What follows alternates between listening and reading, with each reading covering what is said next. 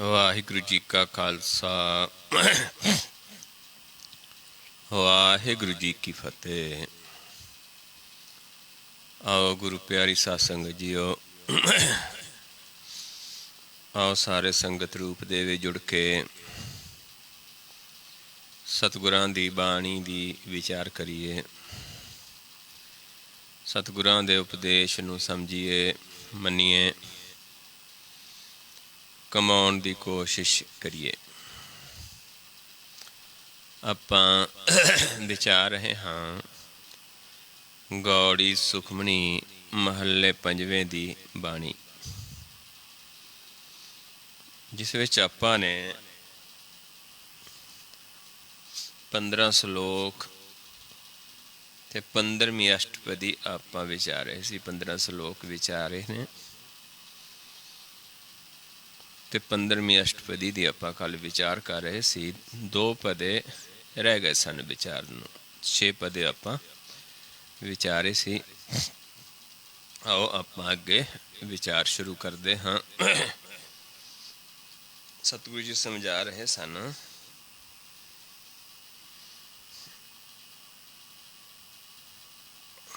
ਜਿੱਥੇ ਆਪਾਂ 6ਵਾਂ ਪਦਾ ਵਿਚਾਰਿਆ ਸੀ ਕਿ ਚਰਨ ਸਾਧ ਕੇ ਧੋਏ ਧੋਏ ਪੀਓ, ਅਰਪ ਸਾਧ ਕੋ ਆਪਣਾ ਜੀਓ। ਆਪਾਂ ਵਿਚਾਰਿਆ ਸੀ ਕੱਲ੍ਹ ਕਿ ਸਾਧ ਕੋਈ ਸਰੀਰ ਨਹੀਂ ਹੁੰਦਾ, ਇੱਕ ਅਵਸਥਾ ਹੈ ਮਨ ਦੀ। ਪ੍ਰਭੂ ਵੱਲੋਂ ਜਦੋਂ ਬਖਸ਼ਿਸ਼ ਹੁੰਦੀ ਹੈ ਤਾਂ ਇੱਕ ਸਾਧ ਅਵਸਥਾ ਹੈ, ਇੱਕ ਪਦ ਹੁੰਦਾ ਹੈ। ਉੱਥੇ ਜਿਹੜਾ ਗਿਆਨ ਹੈ, ਬਚਨ ਨੇ, ਉਹ ਚਰਨ ਹੁੰਦੇ ਨੇ। ਸਾਧੂ ਜਨ ਕੋਈ ਸਰੀਰ ਨਹੀਂ, ਲੇਕਿਨ ਉਹ ਪਦ ਹੈ। ਉੱਥੇ ਦਿੱਤੇ ਵਚਨ ਜਿਹੜੇ ਨੇ ਉਹਨਾਂ ਨੂੰ ਕਮਾਉਣਾ ਹੀ ਉਸ ਦੇ ਚਰਨਾਂ ਨੂੰ ਧੋ ਕੇ ਪੀਣਾ ਹੈ। ਅਰਪ ਸਾਧ ਕੋ ਆਪਣਾ ਜੀਓ, ਆਪਣੀ ਮਤ ਛੱਡ ਦੇਣੀ ਹੁੰਦੀ ਹੈ, ਮਨ ਉਹਨਾਂ ਨੂੰ ਸੌਂਪ ਦੇਣਾ ਹੈ ਮਾਲਕ ਨੂੰ, ਕਿਉਂਕਿ ਆਪ ਹੀ ਪ੍ਰਭੂ ਉਹਨਾਂ ਜਨਾਂ ਦੀ ਰਸਨਾ ਤੋਂ ਬੋਲਦਾ ਹੈ।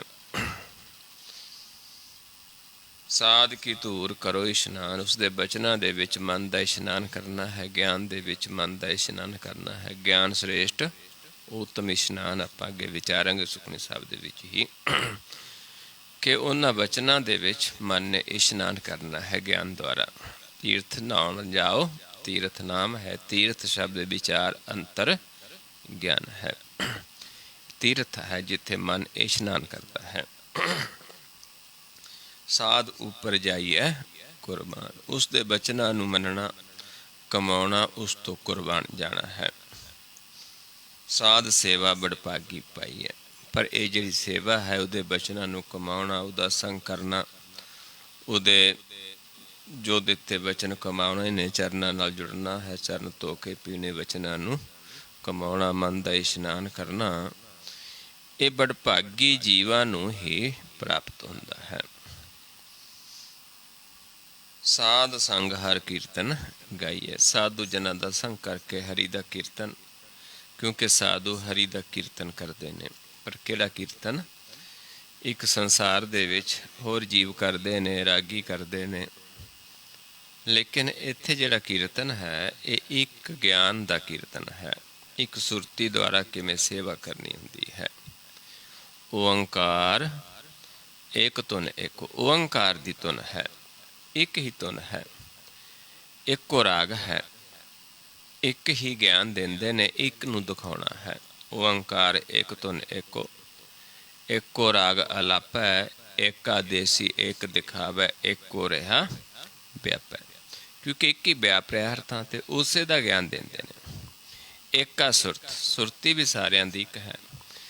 ਇੱਕ ਹੀ ਸੇਵਾ, ਸੇਵਾ ਵੀ ਇੱਕੋ ਹੈ। ਇੱਕੋ ਗੁਰ ਤੇ ਜਾਪੈ, ਇੱਕ ਗੁਰ ਦੇ ਗਿਆਨ ਦੁਆਰਾ ਉਸ ਨੂੰ ਅਸੀਂ ਸਮਝ ਸਕਦੇ ਹਾਂ, ਜਾਪ ਸਕਦੇ ਹਾਂ। ਜਾਪਣਾ ਹੈ ਦੇਖਣਾ। ਭਲੋ ਭਲੋਰੇ ਕੀਰਤਨੀਆਂ ਛੋੜ ਮਾਏ, ਰਾਮ ਰਮਾ ਰਾਮਾ ਗੁਣ ਗਾਓ, ਛੋੜ ਮਾਇਆ ਕੇ ਤੰਦ ਸੁਆਓ। ਮਾਇਆ ਦੇ ਤੰਦ ਛੱਡ ਕੇ ਰਾਮ 'ਚ ਰਮਣਾ ਹੈ, ਫਿਰ ਰਾਮ ਦੇ ਗੁਣ ਗਾਉਣੇ ਨੇ। ਇਹ ਕੀਰਤਨੀਆਂ ਭਲਾ ਹੈ। ਪਰ ਇਹ ਕਿੰਨੇ ਕੁ ਹੁੰਦੇ ਨੇ ਜਿਹੜੇ ਪ੍ਰਭੂ ਨੂੰ ਪਾ ਜਾਂਦੇ ਨੇ। ਮਹਾਰਾਜ ਸਮਝਾਉਂਦੇ ਨੇ ठाकुर अपने जो जन पाया, कोट मदे किन कीर्तन गाया। साध संगत की जाबो टेक, कहो नानक तेह कीर्तन एक। ऐसा कीर्तन गाना है। गुरमुख ज्ञान देंदे ने जिहड़ा कलयुग दे विच है। गुर जिन्हों महाराज समझाउंदे ने, कलयुग में कीर्तन प्रधाना, गुरमुख जपीए लाए ध्यान। वो गुर दा ज्ञान देंदे ने, मुखों जपदे ने ते दूजे जीवां ने ध्यान लगाउणा है। जिथे जिथे कहंदे उत्थे उत्थे ध्यान लगाउणा है। ये कीर्तन जिहड़ा है, ये सेवा है जिहड़ी बड़भागियां नूं प्राप्त हुंदी है। अनेक विघन ते साधु रख है। फिर जिहड़े विघन लगदे ने मन दे विच, मन नूं भगती मार्ग ते जिहड़े विघन लगदे ने, उन्हां विघनां तो फिर साधु वो बचन जिहड़े साडे नाल रहिंदे ने, वो सानूं साडे मन दी रक्षा करदे ने। हर गुण गाए अमृत रस चाखै। हरि दे गुण गाउने ही अमृत रस नूं चखना है। हरि दे गुण गाउने, हरि दे गुण सुनने, हरि दे गुणां नूं मनना, ये अमृत है। अमृत एको शब्द है। एक शब्द का ज्ञान, एक गुर का ज्ञान, इस नूं चखना। ओट गही संत दर आया।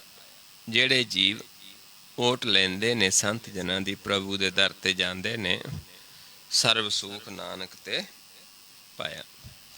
वो सर्व सुख, सारे सुख उन्हां नूं प्राप्त हो जांदे ने मन दे, जेड़े उस प्रभु दे दर ते जांदे ने, पर आप नहीं जांदे, संत जनां दी ओट लैके जांदे ने। जिवें सानूं समझाउंदे ने महले पंजवें दे विच ही, संत जना मिल हर जस गायो, कोट जन्म के दुख गवायो। जो चाहत सोई मन पायो, कर कृपा हर नाम दिवायो। सर्व सुख हर नाम बढ़ाई, गुर प्रसाद नानक गत पाई। ये सारा सुख उस प्रभु की सिफत सलाह दे, संत जनां दा आसरा लैके जदों चलते हाँ, फिर सारे सुख प्राप्त होंदे ने। इत्थे तक आपां कल विचारिया सी। आओ ये 6 पदे इत्थे समाप्त होंदे ने। 7वां पदा आपां शुरू करते हाँ। मृतक को जीवालनहार। हुण मृतक किस नूं कहा है? एक शरीर मृतक हुंदा, एक गुरबाणी समझाउंदी है कि मन मृतक है। मृतक ने जिवें कपड़ा पहनिया, इदां साडे मन ने इस शरीर रूपी कपड़े नूं पहनिया है, लेकिन पहनण वाला जिहड़ा मन है वो मृतक है। क्योंकि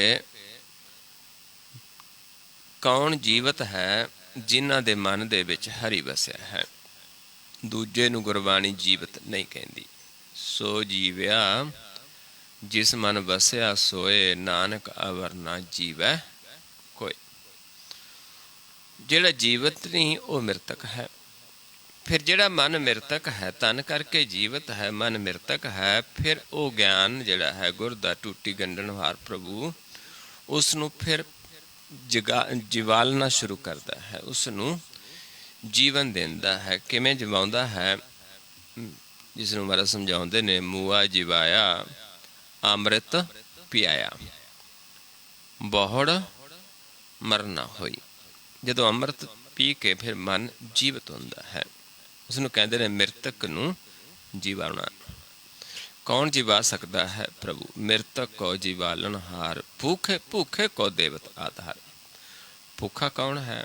कोई माया दे भूखे नूं आधार मिलता है, जां तन दे भूखे नहीं। जिस मन नूं भुख लगी होवे सच्चे नाम दी, साचे नाम की लागै भूख, उत भूखे खाए चलिए है दुख। जिन्हों भुख लगी है उसनूं फिर आधार देंदा है, नाम दा आधार देंदा है। सर्वनिधान जाकी दृष्टि माहे। हुण मिलदा कित्थों है खजाना? जिहड़े बारी खजाने उस संसार चों मिलते हैं, लेकिन ये खजाना जिहड़ा है सारा दृष्टि दे विचों सानूं प्राप्त होना है। क्योंकि मन है ही नेत्रां दे विच, है ही दृष्टि च। दृष्टि द्वारा ही असी देखना है उस प्रभु नूं, दृष्टि द्वारा ही उसकी सेवा करनी है, दृष्टि द्वारा ही मन ने तृप्त होना है, नदरां नाल ही निहाल होना है। ਇਸ ਕਰਕੇ ਖਜ਼ਾਨਾ ਜਿਹਨੇ ਸਾਨੂੰ ਦੇਣਾ, ਉਹਨੇ ਵੀ ਦ੍ਰਿਸ਼ਟੀ 'ਚੋਂ ਸਾਨੂੰ ਸਮਝਾਉਣਾ ਹੈ ਵੀ ਕਿਵੇਂ ਆਪਾਂ ਦ੍ਰਿਸ਼ਟੀ ਦੇ ਵਿੱਚੋਂ ਇਸ ਨੂੰ ਪ੍ਰਾਪਤ ਕਰਨਾ ਹੈ। ਸਰਬ ਨਿਧਾਨ ਜਾ ਕੇ ਦ੍ਰਿਸ਼ਟੀ ਮਾ, ਸਾਰਾ ਖਜ਼ਾਨਾ ਹੀ ਦ੍ਰਿਸ਼ਟੀ ਦੇ ਵਿੱਚ ਹੈ। ਕਿਹਨਾਂ ਨੂੰ ਮਿਲਦਾ ਹੈ? ਪੁਰਬ ਲਿਖੇ ਕਾ ਲੈਣਾ ਪਾਏ। ਜਿਹਨੂੰ ਪੁਰਬ ਤਾਂ ਲਿਖਿਆ ਹੈ ਪ੍ਰਭੂ ਨੇ, ਉਹ ਲੈਣਾ ਹੈ, ਉਸ ਨੂੰ ਪ੍ਰਾਪਤ ਹੁੰਦਾ ਹੈ। ਜਿਵੇਂ ਭਾਈ ਲਹਿਣਾ ਜੀ ਨੂੰ ਗੁਰੂ ਨਾਨਕ ਸਾਹਿਬ ਮਹਾਰਾਜ ਨੇ ਅੰਗੀਕਾਰ ਕਰਕੇ ਅੰਗਦ ਬਣਾ ਦਿੱਤਾ ਸੀ। ਪਰਮੇਸ਼ਰ ਦੇ ਨੂੰ ਅੰਗ ਸੰਗ ਦਿਖਾ ਦਿੱਤਾ ਭਾਈ ਲਹਿਣੇ ਨੂੰ, ਤੇ ਅੰਗਦ ਬਣਾ ਦਿੱਤਾ। ਇੱਦਾਂ ਹੀ ਜਿਹੜੇ ਪੁਰਬ ਲਿਖੇ ਦੇ ਲੈਣਾ ਹੈ ਜਿੰਨਾ, ਉਹ ਇਸ ਚੀਜ਼ ਨੂੰ, ਇਸ ਖਜ਼ਾਨੇ ਨੂੰ ਪ੍ਰਾਪਤ ਕਰਦੇ ਨੇ। ਸਭ ਕੁਛ ਤਿਸਕਾ ਉਹ ਕਰਨੇ ਯੋਗ। ਸਭ ਕੁਛ ਪ੍ਰਭੂ ਦਾ ਹੈ, ਉਹੀ ਕਰਨੇ ਯੋਗ ਹੈ। ਪਰ ਜਿਨ੍ਹਾਂ 'ਤੇ ਪੁਰਬ ਦੇ ਲਿਖੇ ਦਾ ਹੈ, ਉਹ ਫਿਰ ਉਹਨਾਂ ਨੂੰ ਆਪ ਬਖਸ਼ਦਾ ਹੈ, ਆਪ ਆਪਣੀ ਸੇਵਾ ਦੇ ਵਿੱਚ ਲਾਉਂਦਾ ਹੈ। ਤਿਸ ਬਿਨ ਦੂਸਰ ਹੋਆ ਨਾ ਹੋਗਾ। ਉਸ ਤੋਂ ਬਿਨਾਂ ਦੂਜਾ ਨਹੀਂ ਹੈ, ਨਾ ਹੈਗਾ ਤੇ ਨਾ ਹੋਣ ਵਾਲਾ ਹੈ ਜਿਹੜਾ ਇਹ ਸਾਨੂੰ ਕਰ ਸਕਦਾ ਹੈ। ਸਾਰਾ ਪ੍ਰਭੂ ਦੀ ਕਿਰਪਾ ਸਦਕਾ ਹੀ ਹੁੰਦਾ ਹੈ, ਕਿਉਂਕਿ ਪ੍ਰਭੂ ਦੀ ਹੀ ਇਹ ਰਚਨਾ ਹੈ। ਮਾੜਾ ਚੰਗਾ ਸਾਰਾ ਕੁਛ ਉਸੇ ਦਾ ਬਣਾਇਆ ਹੋਇਆ ਹੈ। ਜਪ ਮਨ ਸਦਾ ਸਦਾ ਦਿਨ ਰਹਿਣੀ। ਜਿਹੜਾ ਮਨ ਉਸ ਨੂੰ ਜਪਦਾ ਹੈ, ਇੱਕ ਹੁੰਦਾ ਜਾਪਣਾ, ਇੱਕ ਜਪਣਾ, ਇੱਕ ਗਿਆਨ ਦੇਣਾ, ਇੱਕ ਗਿਆਨ ਲੈ ਕੇ ਦੇਖਣਾ। ਹੁਣ ਜਿਹਨਾਂ ਜੀਵਾਂ ਨੂੰ ਇਹ ਖਜ਼ਾਨਾ ਦਿੱਤਾ ਦ੍ਰਿਸ਼ਟੀ ਦੇ ਵਿੱਚ, ਉਹ ਫਿਰ ਦੂਜੇ ਜੀਵਾਂ ਨੂੰ ਦਿਨ ਰਾਇਣ ਇਹ ਗਿਆਨ ਦਿੰਦੇ ਨੇ, ਕਿਉਂਕਿ ਇਸ ਨੂੰ ਸਭ ਤੋਂ ਉੱਤਮ ਕਰਨੀ ਕਿਹਾ ਹੈ। ਸਭ ਤੇ ਊਚ ਨਿਰਮਲ ਇਹ ਕਰਨੀ, ਸਭ ਤੇ ਉੱਚੀ, ਸਭ ਤੇ ਨਿਰਮਲ ਕਰਨੀ ਹੈ ਇਹ ਦ੍ਰਿਸ਼ਟੀ ਦੇ ਵਿੱਚੋਂ ਪਰਮੇਸ਼ਰ ਦੇ ਗਿਆਨ ਨੂੰ ਬੁਝਾਉਣਾ, ਦ੍ਰਿਸ਼ਟੀ ਦੇ ਵਿੱਚ ਹੀ ਨਾਮ ਨੂੰ ਬੁਝਾਉਣਾ, ਆਪੇ ਦੀ ਪਹਿਚਾਨ ਕਰਾਉਣੀ, ਸਭ ਤੋਂ ਉੱਤਮ ਕਰਨੀ ਹੈ, ਉੱਚੀ ਹੈ, ਸਭ ਤੋਂ ਨਿਰਮਲ ਹੈ। ਕਰ ਕਿਰਪਾ ਜਿਸ ਕੋ ਨਾਮ ਦਿਆ।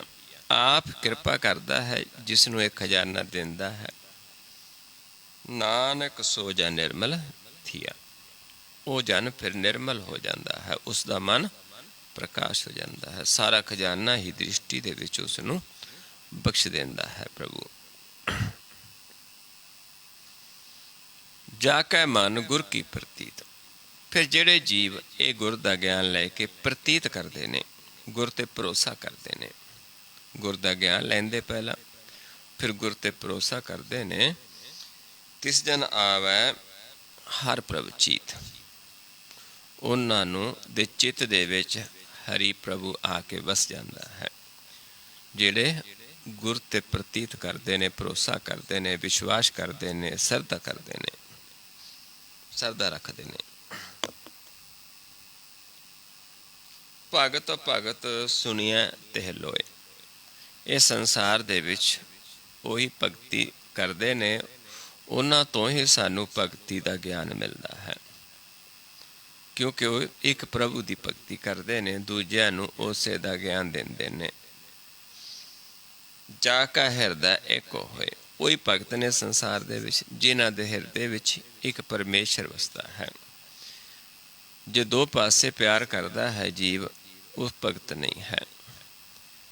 ਜੇ ਮਾਇਆ ਦੇ ਨਾਲ ਵੀ ਜੁੜਿਆ ਹੈ, ਪਰਮੇਸ਼ਰ ਨਾਲ ਵੀ ਜੁੜਿਆ ਹੈ, ਉਹ ਭਗਤ ਨਹੀਂ ਹੈ, ਕਿਉਂਕਿ ਮਾਇਆ ਧਨ ਵਾਸਤੇ ਹੈ। ਜਿਹੜਾ ਇਹ ਖਜ਼ਾਨਾ ਹੈ ਭਗਤੀ, ਇਹ ਮਨ ਨੇ ਕਰਨੀ ਹੈ, ਇਹ ਮਨ ਦਾ ਖਜ਼ਾਨਾ ਹੈ। ਇਸ ਕਰਕੇ ਜਿਨ੍ਹਾਂ ਦੇ ਮਨ ਦੇ ਵਿੱਚ ਗੁਰ ਦੀ ਪ੍ਰਤੀਤ ਆ ਜਾਂਦੀ, ਉਹਨਾਂ ਦੇ ਮਨ ਵਿੱਚ ਆ ਕੇ ਚਿੱਤ ਵਿੱਚ ਆ ਪ੍ਰਭੂ ਵਸਦਾ ਹੈ। ਫਿਰ ਇੱਕ ਵਸ ਜਾਂਦਾ, ਦੂਜੇ ਨੂੰ ਥਾਂ ਨਹੀਂ ਰਹਿੰਦੀ। ਇਸ ਕਰਕੇ ਉਹੀ ਫਿਰ ਭਗਤ ਨੇ ਸੰਸਾਰ ਦੇ ਵਿੱਚ, ਉਹੀ ਸਾਨੂੰ ਗਿਆਨ ਦਿੰਦੇ ਨੇ। ਸੱਚ ਕਰਨੀ ਸੱਚ ਤਾਕ ਕੀ ਰਹਿਤ। ਉਹਨਾਂ ਦੀ ਕਰਨੀ ਵੀ ਸੱਚੀ ਹੈ, ਉਹਨਾਂ ਦੀ ਰਹਿਤ ਵੀ ਸੱਚੀ ਹੈ। ਸੱਚ ਹਿਰਦਾ ਸਤ ਮੁਕੈਤ। ਕਿਉਂਕਿ ਉਹਨਾਂ ਦੇ ਹਿਰਦੇ ਦੇ ਵਿੱਚ ਆਪ ਸੱਚ ਪਰਮੇਸ਼ਰ ਵਸਿਆ ਹੈ, ਤੇ ਮੁੱਖੋਂ ਵੀ ਆਪ ਹੀ ਆਪਣਾ ਗਿਆਨ ਦਿੰਦਾ ਹੈ। ਮੁਖ ਤੋਂ ਜੋ ਬੋਲਦਾ, ਆਪ ਪ੍ਰਭੂ ਹੀ ਆਪਣਾ ਗਿਆਨ ਦਿੰਦਾ ਹੈ। ਇਸ ਕਰਕੇ ਸਾਧੂ ਦੀ ਰਸਨਾ ਤੇ ਆਪ ਬਸਦਾ ਹੈ, ਬੋਲਦਾ ਹੈ। ਸਾਚੀ ਦ੍ਰਿਸ਼ਟੀ ਸੱਚ ਆਕਾਰ, ਕਿਉਂਕਿ ਉਸ ਦੀ ਦ੍ਰਿਸ਼ਟੀ ਸੱਚੀ ਹੋ ਜਾਂਦੀ ਹੈ। ਸੱਚ ਖਜ਼ਾਨਾ ਹੀ ਦ੍ਰਿਸ਼ਟੀ ਦੇ ਵਿੱਚ ਹੈ। ਇਸ ਕਰਕੇ ਉਹ ਆਕਾਰ ਵੀ, ਸਰੀਰ ਵੀ ਸੱਚਾ ਹੋ ਜਾਂਦਾ ਹੈ, ਸਰੀਰ ਵੀ ਪ੍ਰਵਾਨ ਹੋ ਜਾਂਦਾ ਹੈ। ਸੱਚ ਵਰਤਦਾ ਹੈ, ਸੱਚ ਪਾਸਾਰ, ਸਾਰੇ ਪਾਸੇ ਸੱਚ ਹੀ ਵਰਤਦਾ ਉਸ ਨੂੰ ਨਜ਼ਰ ਆਉਂਦਾ। ਉਸ ਸੱਚ ਦਾ ਹੀ ਪਸਾਰਾ ਉਸ ਦੀ ਦ੍ਰਿਸ਼ਟੀ ਦੇ ਵਿੱਚ ਪ੍ਰਗਟ ਹੋ ਜਾਂਦਾ ਹੈ।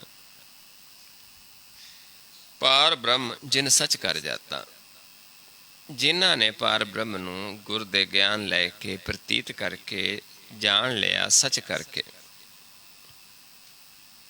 ਨਾਨਕ ਸੋ ਜਨ ਸੱਚ ਸਮਾਤਾ, ਉਹ ਜਨ ਫਿਰ ਸੱਚ ਦੇ ਵਿੱਚ ਸਮਾ ਜਾਂਦਾ ਹੈ, ਉਸ ਦਾ ਰੂਪ ਹੋ ਜਾਂਦਾ ਹੈ। ਪਰ ਜਿਹੜੇ ਪ੍ਰਤੀਤ ਕਰਦੇ ਨੇ, ਜਿਹੜੇ ਇਸ ਗੁਰ ਦੇ ਗਿਆਨ ਨੂੰ ਲੈ ਕੇ ਨੇੜੇ ਪਾਰ ਬ੍ਰਹਮ ਨੂੰ ਦੇਖ ਲੈਂਦੇ ਨੇ, ਬਹੁਤ ਸਾਰੇ ਦੇਖਦੇ ਨੇ, ਦੇਖ ਕੇ ਵੀ ਭਰੋਸਾ ਨਹੀਂ ਆਉਂਦਾ, ਫਿਰ ਵੀ ਉਹਨਾਂ ਨੂੰ ਇਹ ਪ੍ਰਤੀਤ ਨਹੀਂ ਆਉਂਦੀ ਕਿ ਜੋ ਅਸੀਂ ਪ੍ਰਕਾਸ਼ ਦੇਖਦੇ ਇਹ ਸੱਚ ਹੈ। ਪਰ ਜਿਨ੍ਹਾਂ ਨੇ ਉਸ ਨੂੰ ਸੱਚ ਕਰਕੇ ਜਾਣ ਲਿਆ, ਉਹ ਫਿਰ ਸੱਚ ਦੇ ਵਿੱਚ ਸਮਾ ਜਾਂਦੇ ਨੇ। ਜਿਨ੍ਹਾਂ ਨੂੰ ਹਲੇ ਭਰੋਸਾ ਨਹੀਂ ਆਉਂਦਾ, ਜਾਂ ਦੁਚਿੱਤੀ ਦੇ ਵਿੱਚ ਨੇ, ਦੁਬਿਧਾ ਦੇ ਵਿੱਚ ਨੇ, ਜਾਂ ਕੋਈ ਐਸੇ ਜੀਵਾਂ ਦਾ ਸੰਗਤ ਕਰ ਲੈਂਦੇ ਨੇ ਜਿਹੜੇ ਉਹਨਾਂ ਨੂੰ ਭਰਮ ਦੇ ਵਿੱਚ ਪਾ ਦਿੰਦੇ ਨੇ, ਉਹ ਫਿਰ ਸੱਚ ਦੇ ਵਿੱਚ ਨਹੀਂ ਸਮਾ ਸਕਦੇ। ਜਿਨ੍ਹਾਂ ਨੂੰ ਸੱਚ ਕਰਕੇ ਜਾਣ ਲੈਂਦੇ ਨੇ, ਉਹ ਫਿਰ ਜਨ ਸੱਚ ਦੇ ਵਿੱਚ ਸਮਾਉਂਦੇ ਨੇ। ਇੱਥੇ ਤੱਕ ਇਹ ਅਸ਼ਟਪਦੀ ਜਿਹੜੀ 15ਵੀਂ ਹੈ, ਇਹ ਸੰਪੂਰਨ ਹੁੰਦੀ ਹੈ। ਆਓ ਅੱਗੇ ਆਪਾਂ 16ਵਾਂ ਸ਼ਲੋਕ ਤੇ 16ਵੀਂ ਅਸ਼ਟਪਦੀ ਦੀ ਵਿਚਾਰ ਸ਼ੁਰੂ ਕਰਦੇ ਹਾਂ, ਕਿਉਂਕਿ ਇਹ ਬੜਾ ਤਰਤੀਬ ਦੇ ਨਾਲ ਲਿਖੀ ਬਾਣੀ ਹੈ। ਹੁਣ ਜਿਹਨਾਂ ਦੇ ਪ੍ਰਤੀਤ ਆਉਂਦੀ, ਜਿਹੜੇ ਸੱਚ ਨੂੰ ਜਾਣ ਲੈਂਦੇ ਨੇ, ਉਹ ਸੱਚ ਸਮਾ ਜਾਂਦੇ ਨੇ। ਤੇ ਪ੍ਰਭੂ ਕਿਹਨਾਂ ਨੂੰ ਬੁਝਾਉਂਦਾ ਹੈ? ਪ੍ਰਭੂ ਜੋ ਸੱਚ ਹੈ, ਪਾਰ ਬ੍ਰਹਮ ਹੈ, ਨਿਰੰਕਾਰ ਹੈ, ਉਸਦਾ ਕੋਈ ਰੂਪ ਨਹੀਂ ਹੈ, ਕੋਈ ਰੇਖ ਨਹੀਂ ਹੈ, ਕੋਈ ਰੰਗ ਨਹੀਂ ਹੈ, ਤ੍ਰੈ ਗੁਣਾ ਤੋਂ ਉਹ ਭਿੰਨ ਹੈ, ਆਕਾਰ ਤੋਂ ਭਿੰਨ ਹੈ। ਰੂਪ ਨਾ ਰੇਖ ਨਾ ਰੰਗ ਕਿਛ, ਨਾ ਕਿਛ ਰੰਗ ਹੈ, ਨਾ ਉਸਦਾ ਕਿਛ ਰੂਪ ਹੈ, ਨਾ ਰੇਖ ਹੈ। ਤ੍ਰਿਹੁ ਗੁਣ ਤੇ ਪ੍ਰਭ ਭਿੰਨ, ਤਿੰਨਾਂ ਗੁਣਾਂ ਤੋਂ ਪ੍ਰਭੂ ਭਿੰਨ ਹੈ। ਕਿਉਂਕਿ ਤ੍ਰੈ ਗੁਣਾਂ ਦਾ ਆਕਾਰ ਹੈ, ਪ੍ਰਭੂ ਆਕਾਰ ਦੇ ਵਿੱਚ ਨਹੀਂ ਹੈ, ਉਹ ਨਿਰੰਕਾਰ ਹੈ, ਪ੍ਰਕਾਸ਼ ਹੈ। ਤਿਸੈ ਬੁਝਾਏ ਨਾਨਕਾ, ਜਿਸ ਹੋਵੇ ਸੁਪਰਸੰਨ, ਜਿਸ ਤੇ ਖੁਸ਼ ਹੁੰਦਾ ਹੈ ਉਸ ਨੂੰ ਬੁਝਾ ਦਿੰਦਾ, ਉਸ ਨੂੰ ਪ੍ਰਗਟ ਹੋ ਜਾਂਦਾ ਹੈ, ਉਸ ਨੂੰ ਬੁਝਾ ਦਿੰਦਾ, ਉਸ ਨੂੰ ਮਨਾ ਵੀ ਲੈਂਦਾ, ਉਸ ਨੂੰ ਆਪਣੇ 'ਚ ਸਮਾ ਵੀ ਲੈਂਦਾ ਹੈ। ਪਰ ਉਸੇ ਨੂੰ ਬੁਝਾਏਗਾ ਜਿਸ ਤੇ ਖੁਸ਼ ਹੋਏਗਾ। ਖੁਸ਼ ਹੋਣ ਵਾਸਤੇ ਸਾਨੂੰ ਦੱਸਿਆ ਕਿ ਸਾਡੇ ਹਿਰਦੇ ਦੇ ਵਿੱਚ ਅਸੀਂ ਪੂਰਾ ਭਰੋਸਾ ਕਰਨਾ ਹੈ, ਇੱਕ ਨੂੰ ਹੀ ਵਸਾਉਣ ਦੀ ਕੋਸ਼ਿਸ਼ ਕਰਨੀ ਹੈ। ਫਿਰ ਹੀ ਸਾਡੀ ਟੁੱਟੀ ਗਣਦਾ, ਜੇ ਅਸੀਂ ਭਗਤਾਂ ਤੋਂ ਸੁਣਾਂਗੇ, ਮੰਨਾਂਗੇ, ਫਿਰ ਹੀ ਸਾਨੂੰ ਮਿਰਤਕਾਂ ਨੂੰ ਜੀਵਾਲਦਾ ਹੈ, ਫਿਰ ਹੀ ਸਾਨੂੰ ਭੁੱਖਿਆਂ ਨੂੰ ਆਧਾਰ ਦਿੰਦਾ ਹੈ।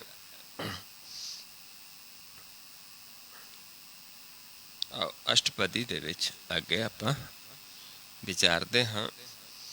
ਅਬਿਨਾਸੀ ਮਨ ਮੈਂ ਰਾਖ, ਜਿਨ੍ਹਾਂ ਨੂੰ ਬੁਝਾ ਦਿੰਦਾ ਹੈ, ਉਹ ਫਿਰ ਅਬਿਨਾਸੀ ਨੂੰ ਮਨ ਵਿੱਚ ਵਸਾ ਲੈਂਦੇ ਨੇ। ਮਨ ਕੀ ਤੂੰ ਪ੍ਰੀਤ ਤਿਆਗ, ਤੇ ਮਨੁੱਖ ਦੀ ਪ੍ਰੀਤ ਤਿਆਗ ਕੇ ਅਬਿਨਾਸੀ ਪ੍ਰਭੂ ਨੂੰ ਮਨ ਵਿੱਚ ਵਸਾਉਂਦਾ ਹੈ। ਕਿਉਂਕਿ ਜੇ ਅਸੀਂ ਅਵਿਨਾਸੀ ਨੂੰ ਛੱਡ ਕੇ ਮਨੁੱਖ ਨੂੰ ਹਿਰਦੇ 'ਚ ਵਸਾਵਾਂਗੇ, ਮਨੁੱਖ ਦੇ ਨਾਲ ਪਿਆਰ ਪਾਵਾਂਗੇ, ਪ੍ਰੀਤ ਕਰਾਂਗੇ, ਤੇ ਫਿਰ ਪ੍ਰਭੂ ਦਾ ਸਾਡੇ ਨਾਲ ਪਿਆਰ ਨਹੀਂ ਪੈਂਦਾ, ਫਿਰ ਉਹ ਸਾਨੂੰ ਬੁਝਾਉਂਦਾ ਨਹੀਂ। ਜਦੋਂ ਸਾਡੇ ਅੰਦਰ ਇੱਕ ਹੀ ਇੱਛਾ ਹੋਏਗੀ ਪ੍ਰਭੂ ਨੂੰ ਮਿਲਣ ਦੀ, ਉਹ ਵੀ ਅਬਿਨਾਸੀ ਨੂੰ, ਪ੍ਰਕਾਸ਼ ਰੂਪ ਨੂੰ, ਫਿਰ ਸਾਨੂੰ ਮਾਨੁਖ ਦੀ ਪ੍ਰੀਤ ਤਿਆਗਣੀ ਪੈਂਦੀ ਹੈ। ਮਾਨੁਖ ਕੀ ਹੈ? ਮਨ ਵਾਸਤੇ ਸਾਡਾ ਸਰੀਰ ਵੀ ਮਨੁੱਖ ਹੈ। ਕਹਿਣ ਤੋਂ ਭਾਵ ਤਨ ਦੀ ਪ੍ਰੀਤ ਤਿਆਗ ਕੇ ਹੀ ਅਸੀਂ ਪ੍ਰਭੂ ਦੇ ਨਾਲ ਪਿਆਰ ਪਾ ਸਕਦੇ ਹਾਂ। ਰਾਮ ਰਤਨ ਤੋ ਪਾਈਐ, ਜੋ ਪਹਿਲਾ ਤਜੈ ਸਰੀਰ। ਸਰੀਰ ਦੀ ਪ੍ਰੀਤ ਨੇ ਹੀ ਪ੍ਰਭੂ ਤੋਂ ਸਾਡਾ ਵਿਛੋੜਾ ਪਾ ਦਿੱਤਾ ਹੈ। ਤੇ ਪ੍ਰਭੂ ਦੇ ਪਿਆਰ ਪਾਉਣ ਦੇ ਲਈ ਸਾਨੂੰ ਇੱਕ ਵਾਰ ਇਸ ਤਨ ਦੀ ਪ੍ਰੀਤ ਤਿਆਗਣੀ ਪੈਂਦੀ ਹੈ ਜੋ ਮਨੁੱਖਾ ਦੇ ਹੀ ਮਿਲੀ ਹੈ। ਫਿਰ ਪ੍ਰਭੂ ਜਦੋਂ ਖੁਸ਼ ਹੁੰਦਾ ਹੈ ਫਿਰ ਇਹ ਤਨ ਵੀ ਪ੍ਰਵਾਨ ਹੋ ਜਾਂਦਾ ਹੈ। ਤਿਸਤੇ ਪਰੈ ਨਾਹੀ ਕਿਛ ਕੋਇ, ਪ੍ਰਭੂ ਤੋਂ ਪਰੇ ਕੁਛ ਵੀ ਨਹੀਂ ਹੈ। ਉਸੇ ਦੀ ਰਚਨਾ ਹੈ, ਉਸੇ ਦਾ ਕੀਤਾ ਹੈ। ਜਦੋਂ ਪ੍ਰਭੂ ਦੇ ਨਾਲ ਹੀ ਪਿਆਰ ਪੈ ਗਿਆ ਤੇ ਸਮਝ ਲਓ ਹਰ ਇੱਕ ਚੀਜ਼ ਦੇ ਨਾਲ ਸਾਡਾ ਪਿਆਰ ਹੈ, ਕਿਉਂਕਿ ਪ੍ਰਭੂ ਤੋਂ ਹੀ। ਜੇ ਪ੍ਰਭੂ ਨੂੰ ਛੱਡ ਕੇ ਪਿਆਰ ਕਰਦੇ ਹੋਰ ਚੀਜ਼ਾਂ ਦੇ ਨਾਲ, ਉਹ ਪਿਆਰ ਪ੍ਰਭੂ ਨੂੰ ਨਹੀਂ ਪਾਉਂਦਾ। ਜਦੋਂ ਪ੍ਰਭੂ ਨੂੰ ਪਿਆਰ ਕਰਦੇ ਫਿਰ ਪ੍ਰਭੂ ਦੀ ਦਾਤਾਂ ਨਾਲ ਵੀ ਪਿਆਰ ਕਰਦੇ ਹਾਂ, ਫਿਰ ਪ੍ਰਭੂ ਨੂੰ ਪਾਉਂਦਾ, ਕਿਉਂਕਿ ਅਸੀਂ ਪ੍ਰਭੂ ਨੂੰ ਜਾਣ ਲਿਆ ਜੋ ਦੇਵਨਹਾਰ ਹੈ। ਜੇ ਉਸ ਨੂੰ ਛੱਡ ਕੇ ਪਿਆਰ ਕਰਦੇ ਫਿਰ ਸਾਡੀ ਪੱਤ ਰੁਲਦੀ ਹੈ। ਦੇਨਹਾਰ ਪ੍ਰਭੂ ਛੋੜ ਕੇ ਲਾਗੇ ਆਣ ਸੋਏ, ਨਾਨਕ ਕਛੂ ਨ ਸੀਜੈ ਬਿਨ ਨਾਵੈ ਪਤ ਜਾਏ। ਸਰਬ ਨਿਰੰਤਰ ਏਕੋ ਸੋਏ, ਹਰ ਥਾਂ ਇੱਕ ਪਰਮੇਸ਼ਰ ਹੀ ਸਰਬ ਨਿਰੰਤਰ ਹੈ। ਐਸੀ ਕੋਈ ਜਗ੍ਹਾ ਨਹੀਂ ਜਿੱਥੇ ਉਹ ਨਹੀਂ ਹੈ। ਸਰਬ ਵਿਆਪਕ ਹੈ, ਜਰੇ ਜਰੇ 'ਚ ਹੈ, ਕਣ ਕਣ ਦੇ ਵਿੱਚ ਹੈ। ਉਸ ਤੋਂ ਪਰੇ ਕੁਛ ਵੀ ਨਹੀਂ ਹੈ। ਇਸ ਕਰਕੇ ਜਦੋਂ ਪ੍ਰਭੂ ਦੇ ਨਾਲ ਪ੍ਰੀਤ ਪੈ ਜਾਂਦੀ ਹੈ ਫਿਰ ਸਮਝ ਲਓ ਸਾਡੇ ਸਾਰਿਆਂ ਦੇ ਨਾਲ ਹੀ ਸਾਡੀ ਬਣ ਆਉਂਦੀ ਹੈ। ਆਪੇ ਬੀਨਾ ਆਪੇ ਦਾਨਾ, ਆਪ ਸਾਨੂੰ ਪਾਲਣ ਵਾਲਾ ਵੀ ਹੈ, ਆਪ ਇਹ ਦਾਨ ਦੇਣ ਵਾਲਾ ਵੀ ਹੈ। ਆਪ ਹੀ ਮਾਲਕ ਹੈ। ਗਹਿਰ ਗভੀਰ ਗਹੀਰ ਸੁਜਾਨਾ, ਕਿਹੋ ਜਿਹਾ ਹੈ ਪ੍ਰਭੂ? ਗਹਿਰ ਗভੀਰ ਹੈ, ਜਿਸ ਦਾ ਕੋਈ ਅੰਤ ਨਹੀਂ ਹੈ, ਪਾਰਾਵਾਰ ਨਹੀਂ ਹੈ। ਗਹੀਰ ਹੈ, ਗਹਿਰਾ ਹੈ, ਜਿਸ ਨੂੰ ਆਪਾਂ ਮਾਪ ਨਹੀਂ ਸਕਦੇ, ਨਾਪ ਨਹੀਂ ਸਕਦੇ, ਜਿਸ ਦਾ ਕੋਈ ਅੰਤ ਨਹੀਂ ਪਾਇਆ ਜਾ ਸਕਦਾ। ਇਸ ਕਰਕੇ ਉਹ ਬੇਅੰਤ ਹੈ, ਪਰ ਹੈ ਸੁਜਾਨ, ਘਟ ਘਟ ਦੇ ਅੰਤਰ ਦੀ ਜਾਣਨ ਵਾਲਾ ਹੈ। ਜਿੱਥੇ ਵੀ ਕਿਸ ਚੀਜ਼ ਨੂੰ ਕਿਸੇ ਨੂੰ ਲੋੜ ਹੈ ਉੱਥੇ ਉਸ ਦੀ ਲੋੜ ਪੂਰੀ ਕਰਦਾ ਹੈ। ਕਿੱਥੇ ਤੱਕ ਲੋੜ ਪੂਰੀ ਕਰਦਾ ਹੈ? ਜਲ ਵਿੱਚ, ਥਲ ਵਿੱਚ, ਮਈਲ ਵਿੱਚ, ਪੁਰੀਆਂ ਵਿੱਚ, ਜਿੱਥੇ ਵੀ, ਕਿਉਂਕਿ ਜਿੱਥੇ ਵੀ ਜੀਵ ਵਸਦੇ ਨੇ, ਜੇ ਕੋਈ ਉਹ ਚਾਹੁੰਦੇ ਨੇ ਤੇ ਪ੍ਰਭੂ ਉਹਨਾਂ ਦੀ ਲੋੜ ਪੂਰੀ ਕਰਦਾ, ਕਿਉਂਕਿ ਪ੍ਰਭੂ ਉਹਨਾਂ ਦੀ ਸੁਣਦਾ ਹੈ ਤੇ ਉਹ ਵੀ ਪ੍ਰਭੂ ਨੂੰ ਜਾਣਦੇ ਨੇ ਪਰ ਸਮਾ ਨਹੀਂ ਸਕਦੇ। ਆਸਾ ਜੀ ਦੀ ਵਾਰ ਦੇ ਵਿੱਚ ਅਸੀਂ ਪੜ੍ਹਦੇ ਹਾਂ, ਜਲ ਥਲ ਜੀਆ ਪੁਰੀਆਂ ਲੋਹਾ ਆਕਾਰਾਂ ਆਕਾਰ, ਓਏ ਜੇ ਆਖੈ ਸੋ ਤੂੰ ਹੈ ਜਾਣੈ, ਤੇਨਾ ਭੀ ਤੇਰੀ ਸਾਰ। ਜੋ ਮੰਗਦੇ ਆਖਦੇ ਉਹ ਜਾਣਦਾ ਪ੍ਰਭੂ, ਉਸ ਕੋਲ ਪਹੁੰਚ ਜਾਂਦਾ, ਬਿਨਾਂ ਬੋਲੇ ਤੇ ਪਹੁੰਚ ਜਾਂਦਾ ਹੈ। ਕੀੜੀ ਦੀ ਚੰਗਾੜ ਕਿਸੇ ਨੇ ਨਹੀਂ ਸੁਣੀ, ਹਾਥੀ ਚੰਗਾੜਾ ਮਾਰਦਾ ਸਾਰੇ ਸੁਣਦੇ। ਅੱਜ ਫੇਸਬੁੱਕ 'ਤੇ ਵੀ ਚੈਨਲਾਂ 'ਤੇ ਜੋ ਡਿਸਕਵਰੀ 'ਤੇ ਵੀ ਦੇਖਦੇ ਹਾਂ ਕਿਵੇਂ ਚੰਗਿਆੜਾ ਮਾਰਦੇ ਹਾਥੀ ਜਦੋਂ ਸ਼ੇਰ ਪੈ ਜਾਂਦੇ ਉਸਨੂੰ। ਲੇਕਿਨ ਕੀੜੀ ਦੀ ਚੰਗਿਆੜ ਕਿਸੇ ਨੇ ਨਹੀਂ ਸੁਣੀ, ਲੇਕਿਨ ਪਰਮੇਸ਼ਰ ਦੇ ਕੋਲ ਕੀੜੀ ਦੀ ਚੰਗਿਆੜ ਹਾਥੀ ਦੇ ਨਾਲੋਂ ਪਹਿਲਾਂ ਪਹੁੰਚ ਜਾਂਦੀ ਹੈ, ਕਿਉਂਕਿ ਕੱਟ ਕੱਟ ਕੇ ਅੰਤਰ ਕੀ ਜਾਣਦਾ, ਬਿਨ ਬੋਲੇ ਜਾਣਦਾ ਹੈ। ਉਹ ਜੋ ਫੁਰਨਾ ਆਉਂਦਾ ਉਹਨਾਂ ਦੇ ਮਨ ਵਿੱਚ ਪ੍ਰਭੂ ਨੂੰ ਪਤਾ ਚੱਲ ਜਾਂਦਾ ਹੈ। ਇਸ ਕਰਕੇ ਐਡਾ ਵੱਡਾ ਹੈ, ਇੰਨਾ ਸਿਆਣਾ ਹੈ, ਸੁਜਾਨ ਹੈ।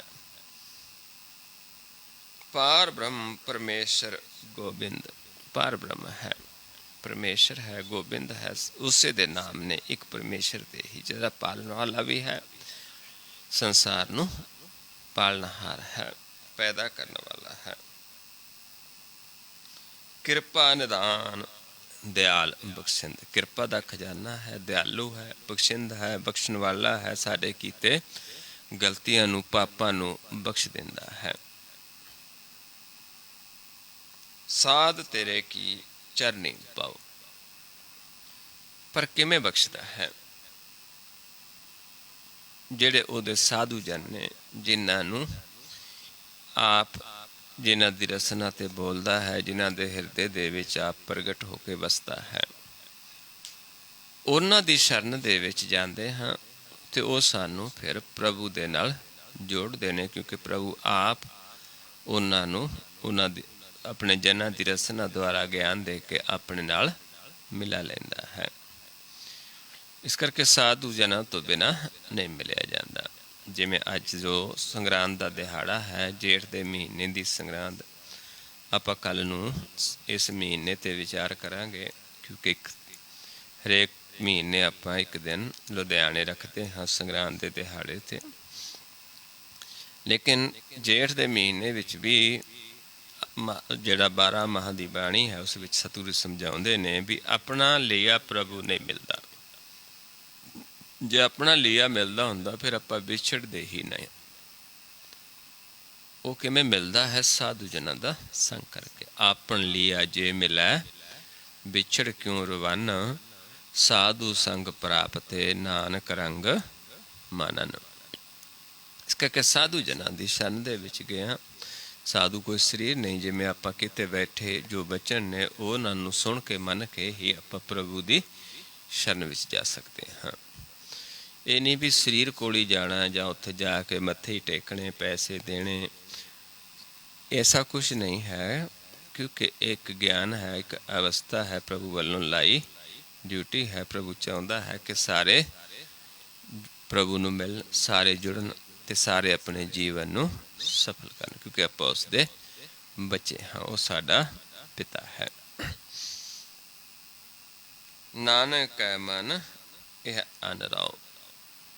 ਅਤੇ ਸਤਿਗੁਰੂ ਸਮਝਾਉਂਦੇ ਨੇ ਕਿ ਜਿਨ੍ਹਾਂ ਜੀਵਾਂ ਦੇ ਮਨ ਦੇ ਵਿੱਚ ਇਹ ਇੱਛਾ ਹੁੰਦੀ ਹੈ ਉਸ ਪ੍ਰਭੂ ਨੂੰ ਮਿਲਣ ਦੀ, ਉਹ ਫਿਰ ਇਹ ਮੰਗਦੇ ਨੇ ਕਿ ਸਾਨੂੰ ਤੇਰੇ ਸਾਧੂ ਜਨਾਂ ਦਾ ਸੰਗ ਪ੍ਰਾਪਤ ਹੋਵੇ, ਤਾਂ ਕਿ ਸਾਨੂੰ ਤੇਰਾ ਗਿਆਨ ਹੋ ਜਾਵੇ, ਸਾਡੀ ਤੇਰੇ ਨਾਲ ਪ੍ਰੀਤ ਪੈ ਜਾਵੇ ਅਤੇ ਅਸੀਂ ਸਰੀਰਾਂ ਦੀ ਪ੍ਰੀਤ ਛੱਡ ਕੇ ਤੇਰੇ ਨਾਲ ਪ੍ਰੀਤ ਪਾ ਲਈਏ।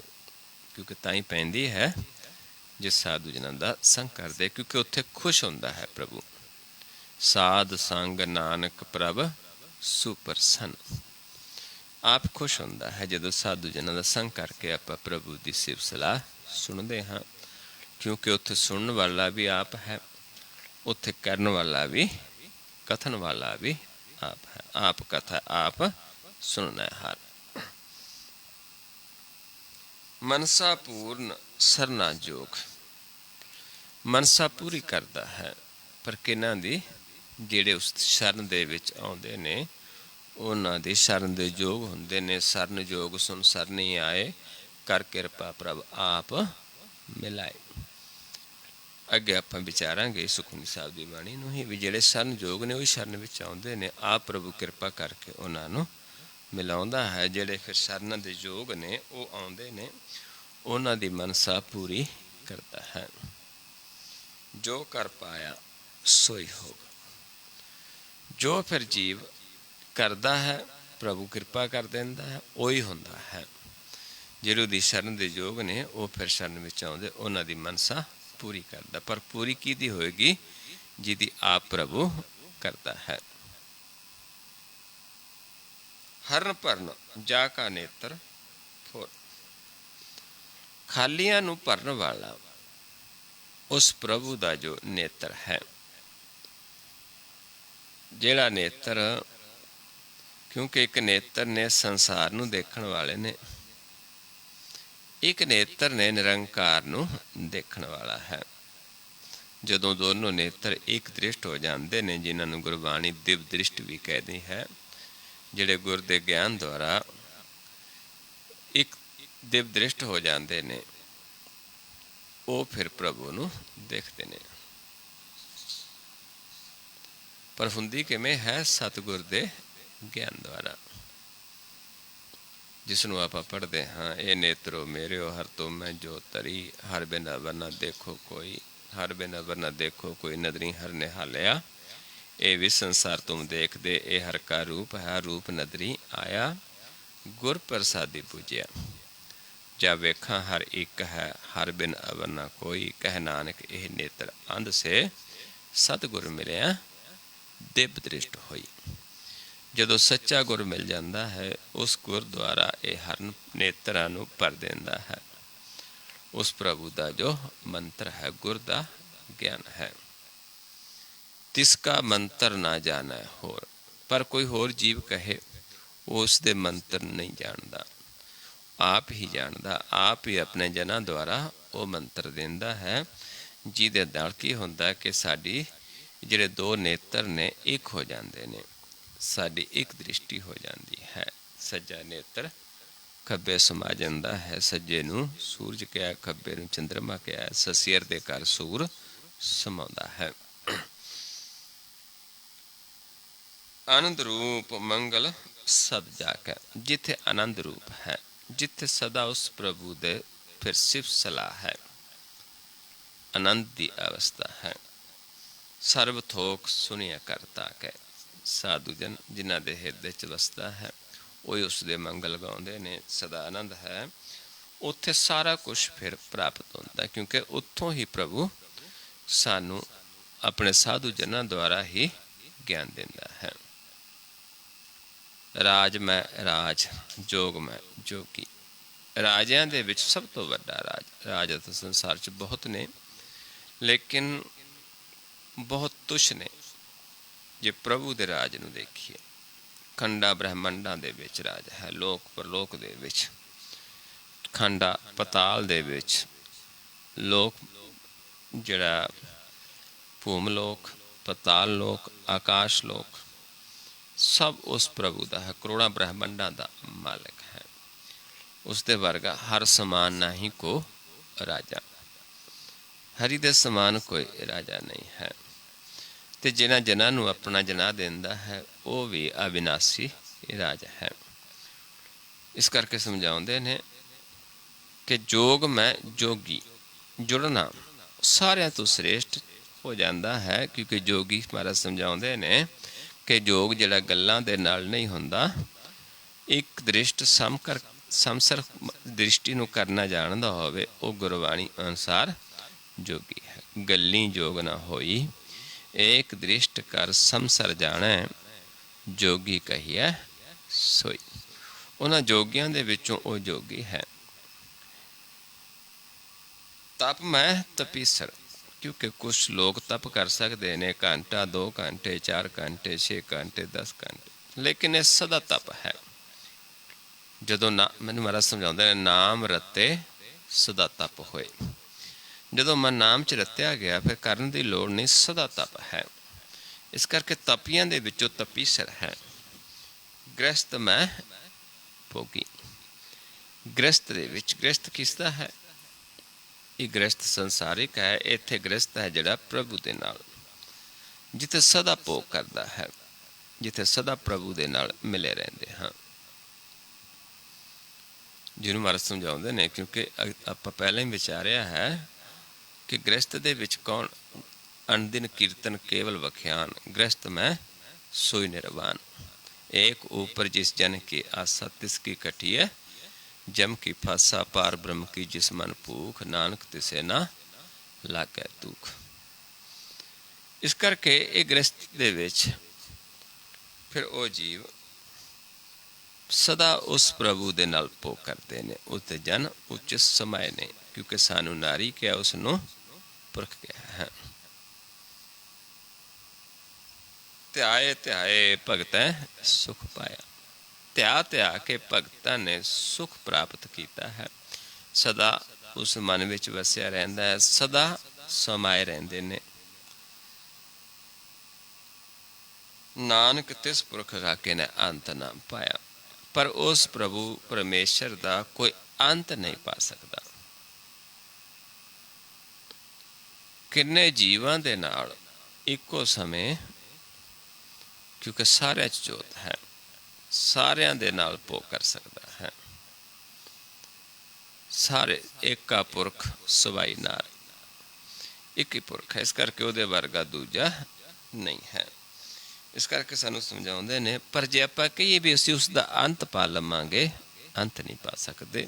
ਉਸ ਦੇ ਨਾਲ ਆਨੰਦ ਮਾਣ ਸਕਦੇ ਹਾਂ, ਉਸ ਦੇ ਨਾਲ ਆਪਾਂ ਦਰਸ਼ਨ ਕਰਕੇ ਨਿਹਾਲ ਹੋ ਸਕਦੇ, ਉਸ ਦੇ ਨਾਲ ਉਸਦੇ ਰੰਗਾਂ ਨੂੰ ਮਾਣ ਸਕਦੇ ਹਾਂ, ਖੁਸ਼ੀਆਂ ਪ੍ਰਾਪਤ ਕਰ ਸਕਦੇ ਹਾਂ। ਲੇਕਿਨ ਅਸੀਂ ਕਹੀਏ ਵੀ ਉਸ ਦਾ ਕੋਈ ਅੰਤ ਪਾ ਲਵੇਗਾ, ਨਹੀਂ ਪਾ ਸਕਦਾ।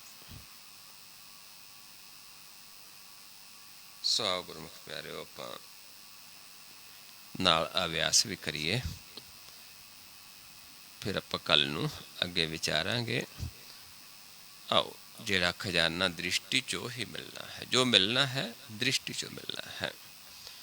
ਇਸ ਕਰਕੇ ਆਪਾਂ ਜੋ ਕਰਦੇ ਹਾਂ, ਅਭਿਆਸ ਕਰਦੇ ਹਾਂ, ਦ੍ਰਿਸ਼ਟੀ ਦੁਆਰਾ ਹੀ ਕਰਦੇ ਹਾਂ। ਕਿਵੇਂ ਕਰਨਾ ਹੈ?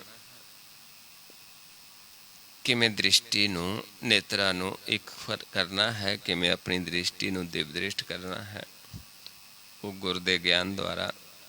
ਗੁਰ ਲੈ ਕੇ ਜਦੋਂ ਆਪਾਂ ਵਿਸ਼ਵਾਸ ਕਰਾਂਗੇ, ਮੰਨਾਂਗੇ, ਸੁਣ ਕੇ ਕਮਾਵਾਂਗੇ, ਸੁਣਿਆ ਮੰਨਿਆ ਮਨ ਕੀਤਾ ਪਾਓ, ਅੰਤਰਗਤ ਤੀਰਥ ਮਲ ਨਾਓ। ਫਿਰ ਅੰਤਰਗਤ ਜਿਹੜੀ ਮਨ ਨੂੰ ਮੈਲ ਲੱਗੀ ਹੈ, ਉਹ ਤੀਰਥ 'ਤੇ ਇਸ਼ਨਾਨ ਕਰਨ ਦੇ ਨਾਲ ਮਨ ਨਿਰਮਲ ਹੋ ਜਾਏਗਾ। ਫਿਰ ਮਨ ਨਿਰਮਲ ਹੋਏਗਾ, ਫਿਰ ਨਿਰਮਲ ਮਨ ਹੀ ਉਸ ਪ੍ਰਭੂ ਦੇ ਦਰਸ਼ਨ ਕਰ ਸਕਦਾ, ਉਸ ਦੀ ਸ਼ਰਨ ਦੇ ਵਿੱਚ ਜਾ ਸਕਦਾ, ਕਿਉਂਕਿ ਉਸ ਦੀ ਸ਼ਰਨ ਦੇ ਯੋਗ ਬਣ ਜਾਂਦਾ ਹੈ। ਜਿਵੇਂ ਆਪਾਂ ਗੁਰਦੁਆਰਾ ਸਾਹਿਬ ਜਾਣਾ ਹੈ, ਜਾਂ ਕਿਸੇ ਨੇ ਮੰਦਰ ਜਾਣਾ ਹੈ, ਕੋਈ ਮਸਜਿਦ ਜਾਂਦਾ ਹੈ, ਕੋਈ ਚਰਚ ਜਾਂਦਾ ਹੈ, ਪਹਿਲਾਂ ਉਹ ਤਨ ਨੂੰ ਧੋਂਦੇ ਨੇ, ਇਸ਼ਨਾਨ ਕਰਦੇ ਨੇ, ਚੰਗੇ ਕੱਪੜੇ ਪਾਉਂਦੇ ਨੇ, ਸਾਫ ਸੁਥਰੇ, ਫਿਰ ਜਾਂਦੇ ਨੇ। ਇੱਦਾਂ ਹੀ ਪ੍ਰਭੂ ਦੀ ਸ਼ਰਨ ਵਿੱਚ ਮਨ ਨੇ ਜਾਣਾ ਹੈ। ਮਨ ਮੈਲਾ ਉਸ ਪ੍ਰਭੂ ਦੀ ਸ਼ਰਨ ਦੇ ਵਿੱਚ ਨਹੀਂ ਜਾ ਸਕਦਾ। ਜਦੋਂ ਮਨ ਨਿਰਮਲ ਹੋਏਗਾ, ਫਿਰ ਹੀ ਉਸ ਦੀ ਸ਼ਰਨ ਦੇ ਵਿੱਚ ਜਾਂਦਾ ਹੈ। ਸੋ ਆਓ, ਆਪਾਂ ਕਿਵੇਂ ਇਹ ਅਭਿਆਸ ਕਰਨਾ ਹੈ, ਕਿਉਂਕਿ ਆਪਾਂ ਸਾਰੇ ਅਭਿਆਸੀ ਹਾਂ, ਸਾਰੇ ਇੱਕ ਰੋਜ਼ ਕਰਦੇ ਹਾਂ। ਹੋ ਸਕਦਾ ਕੋਈ ਨਵਾਂ ਜੀਵ ਵੀ ਹੋਵੇ, ਉਸ ਦੇ ਸਮਝਣ ਦੇ ਵਾਸਤੇ ਆਪਾਂ ਹਰ ਰੋਜ਼ ਨਾਲ ਅਭਿਆਸ ਕਰਵਾਉਂਦੇ ਹਾਂ, ਜੁਗਤੀ ਲਾਉਂਦੇ ਹਾਂ, ਤਾਂ ਕਿ ਸਮਝ ਆਵੇ, ਘਰ ਬੈਠੇ ਕਰ ਸਕੀਏ। ਕਿਤੇ ਜਾਣ ਦੀ ਲੋੜ ਨਹੀਂ, ਕਿਤੇ ਆਉਣ ਦੀ ਲੋੜ ਨਹੀਂ, ਕਿਸੇ ਨੂੰ ਸੱਦਣ ਦੀ ਲੋੜ ਨਹੀਂ, ਘਰ ਬੈਠੇ ਹੀ ਆਪਾਂ ਕਰ ਸਕਦੇ ਹਾਂ। ਘਰ ਬੈਠੇ ਪ੍ਰਭੂ ਤੇ ਆਏ, ਕਿਤੇ ਜਾਣ ਦੀ ਲੋੜ ਨਹੀਂ। ਜੋਗ ਨਾ ਪਗਵੀ ਕੱਪੜੇ, ਜੋਗ ਨਾ ਮੈਲੇ ਵੇਸ, ਘਰ ਬੈਠਿਆਂ ਜੋਗ ਪਾਈਐ, ਸਤਿਗੁਰ ਕੈ ਉਪਦੇਸ਼। ਸੋ ਆਓ, ਕਿਵੇਂ ਕਰਨਾ ਹੈ? ਆਪਾਂ ਦੋਨਾਂ ਨੇਤਰਾਂ ਨੂੰ ਜਿੱਥੋਂ ਸਵਾਸ ਦੇ ਰਿਹਾ ਸਾਨੂੰ ਪਰਮੇਸ਼ਰ, ਉਸ ਪੁਆਇੰਟ 'ਤੇ ਆਪਾਂ ਧਿਆਨ ਲਗਾਉਣਾ ਹੈ। ਇਸ ਨੂੰ ਕਹਿੰਦੇ ਨੇ ਸਵਾਸ ਗਰਾਸ ਧਿਆਉਣਾ। ਦੋਨਾਂ ਨੇਤਰਾਂ ਨੂੰ ਇਸ ਪੁਆਇੰਟ 'ਤੇ ਦ੍ਰਿਸ਼ਟੀ ਫੋਕਸ ਕਰਨੀ ਹੈ। ਇਸ ਪੁਆਇੰਟ 'ਤੇ ਸਵਾਸ ਆਉਂਦਾ ਹੈ, ਇੱਥੇ ਦ੍ਰਿਸ਼ਟੀ ਫੋਕਸ ਕਰਕੇ ਆਪਣੇ ਆਪ ਦੀ ਪਹਿਚਾਣ ਕਰਨੀ ਹੈ। ਕੀ ਪਹਿਚਾਣ ਕਰਨੀ ਹੈ? ਕਿ ਜੋ ਸਾਡਾ ਮਨ ਹੈ, ਜਿਹੜੀ ਸਾਡੀ ਦ੍ਰਿਸ਼ਟੀ ਹੈ, ਕਿ ਅਸੀਂ ਇੱਕ ਦ੍ਰਿਸ਼ਟ ਹਾਂ ਜਾਂ ਦੋ ਦ੍ਰਿਸ਼ਟ ਦੇ ਵਿੱਚ ਹਾਂ। ਕਿਵੇਂ ਪਰਖ ਹੋਏਗੀ? ਜਦੋਂ ਆਪਣੀ ਦ੍ਰਿਸ਼ਟੀ ਨੂੰ ਇੱਥੇ ਫੋਕਸ ਕਰਾਂਗੇ, ਆਪਾਂ ਦੋਨਾਂ ਨੇਤਰਾਂ ਦੀ ਦ੍ਰਿਸ਼ਟੀ ਨੂੰ ਇਸ ਇੱਕ ਪੁਆਇੰਟ 'ਤੇ ਫੋਕਸ ਕਰਾਂਗੇ, ਤੇ ਦੇਖਾਂਗੇ ਕਿ ਨੱਕ ਦਿਸਦਾ ਜਾਂ ਨਹੀਂ ਦਿਸਦਾ। ਜੇਕਰ ਨੱਕ ਨਹੀਂ ਦਿਸਦਾ, ਫਿਰ ਅਸੀਂ ਇੱਕ ਦ੍ਰਿਸ਼ਟ ਹਾਂ। ਜੇਕਰ ਦਿਸਦਾ ਹੈ, ਇੱਥੇ ਦ੍ਰਿਸ਼ਟੀ ਫੋਕਸ ਕਰਨ ਦੇ ਨਾਲ ਫਿਰ ਅਸੀਂ ਮਨ ਸਾਡਾ ਦੋ ਦ੍ਰਿਸ਼ਟੀ ਦੇ ਵਿੱਚ ਹੈ। ਜੇ ਸਾਨੂੰ ਦਿਸਦਾ, ਫਿਰ ਆਪਾਂ ਇਹ ਪਰਖਣਾ ਹੈ ਵੀ ਕਿਸ ਪਾਸੇ ਸਾਡਾ ਧਿਆਨ ਵਿਚਰਦਾ ਹੈ। ਸੱਜੇ ਪਾਸੇ ਤਮੋ ਗੁਣ ਹੈ। ਜੇ ਸਾਨੂੰ ਨੱਕ ਆਪਣਾ ਸੱਜੇ ਪਾਸਿਓਂ ਦਿਸੇਗਾ, ਸਾਡਾ ਸਾਰਾ ਧਿਆਨ ਸੱਜੇ ਪਾਸੇ ਹੈ, ਜਿਹਦਾ ਤਮੋ ਗੁਣ ਹੈ।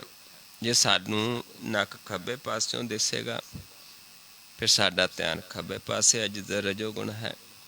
ਜੇ ਵਿਚਾਲੇ ਦਿਸਦਾ ਦਵੱਲੇ ਤੋਂ, ਫਿਰ ਸਤੋ ਗੁਣ ਹੈ। ਜੇ ਨਹੀਂ ਦਿਸਦਾ, ਇੱਕ ਦ੍ਰਿਸ਼ਟ ਹਾਂ। ਇਹਨਾਂ ਆਪਣੇ ਆਪ ਨੂੰ ਪਰਖਣਾ ਹੈ।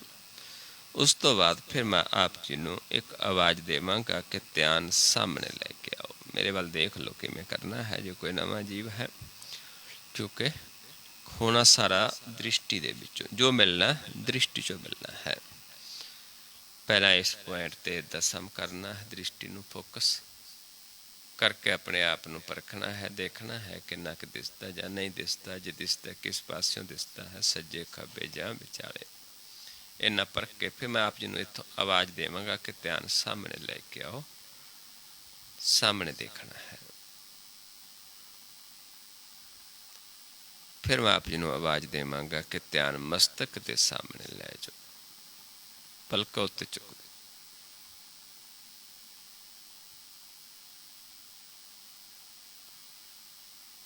फिर जदों कहांगा कि ध्यान सामने लैके आओ, फिर सामने देखना है। फिर जदों कहांगा सम करके देखो, दृष्टि फोकस करके, फिर इस पॉइंट ते दृष्टि नूं फोकस करके फिर अपने आप नूं देखना है। ते जे सानू पहला नक दिसदा किसी जीव नूं कोई नामा है, उसने वापस आके फिर ये चैक करना कि हुण दिसनों हट गया जां खब्बे पासे एक हल्की हल्की परछाई सानू नज़र आ सकती है। वो थोड़ी मैल होएगी, थोड़ी हल्की परछाई नज़र आएगी, जिहड़ा अभ्यास दे नाल बिल्कुल साफ हो जाएगा, लेकिन सजे नहीं। सो आओ हुण आपां पहला दृष्टि फोकस करके अपने आप नूं पहचानो, नेत्र सम करके आपे दी पहचान करो।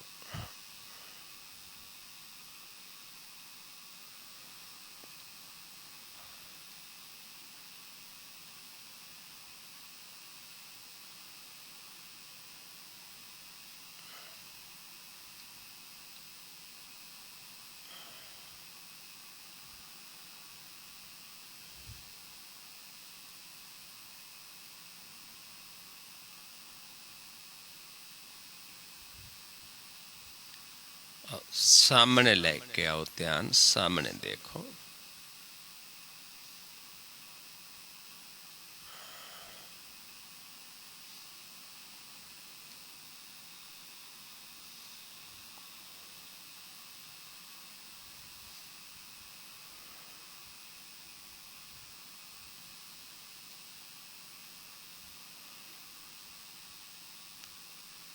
मस्तक दे सामने लै जाओ, पलकां उत्ते चुक दो।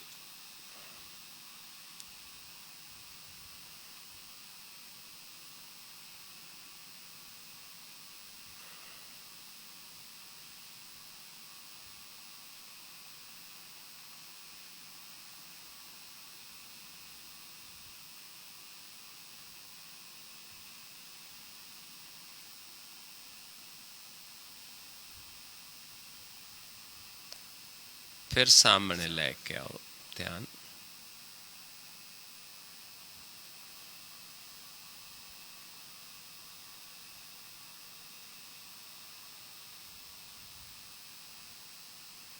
फिर नेत्र सम करो, दृष्टि फोकस करके अपने आप नूं देखो, अपने प्रकाश रूप नूं देखो।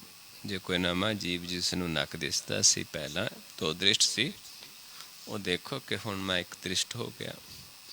जे नक नज़र आउणों हट गया तो समझ लेना कि एक दृष्ट हो गए, जां हल्का जिहा एक परछाई जी खब्बे पासे सानू नज़र आ सकती, सिर्फ एक हल्की हल्की परछाई जी।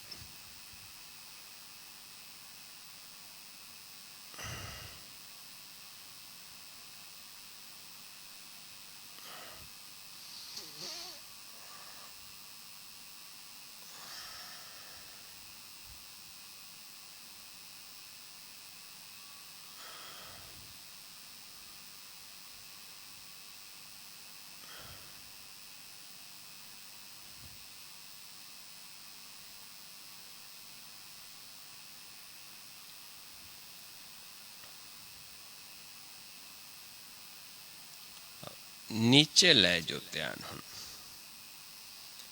नीचे जिथे आप बैठे, जो थले विछया कपड़ा चादर फर्श जो है, उस तो थोड़ा जा ऊपर देखने की कोशिश करनी है, पर रिलैक्स।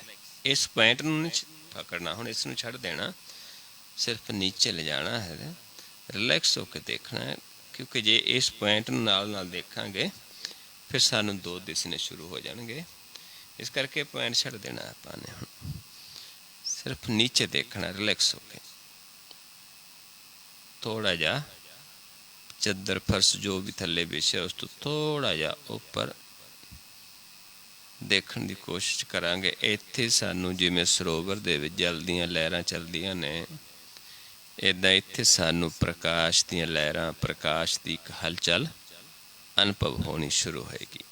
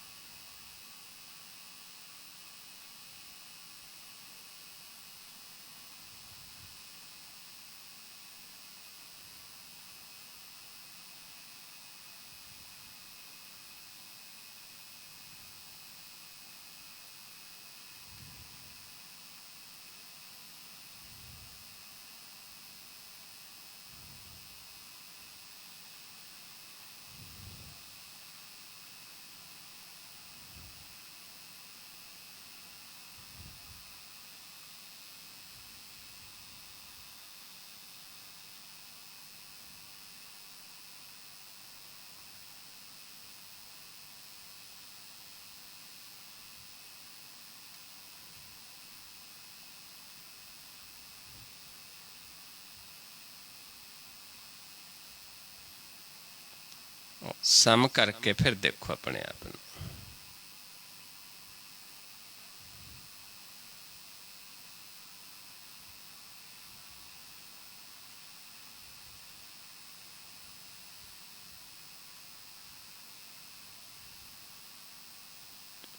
फिर नीचे ले जाओ ध्यान।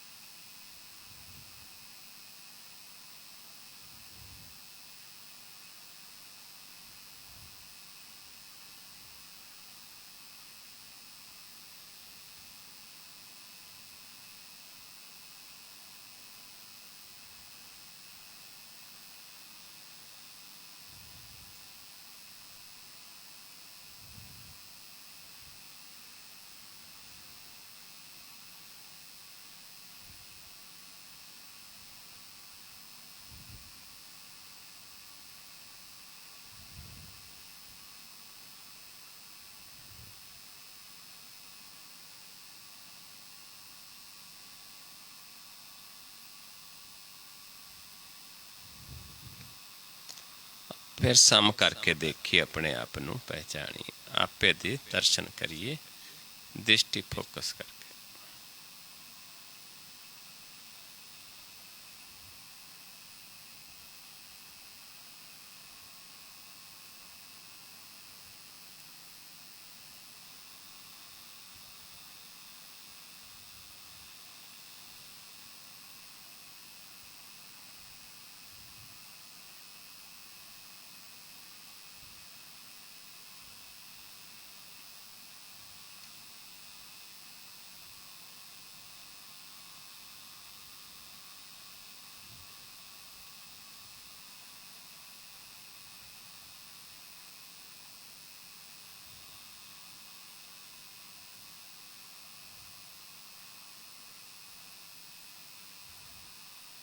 फिर नीचे लै जो ध्यान।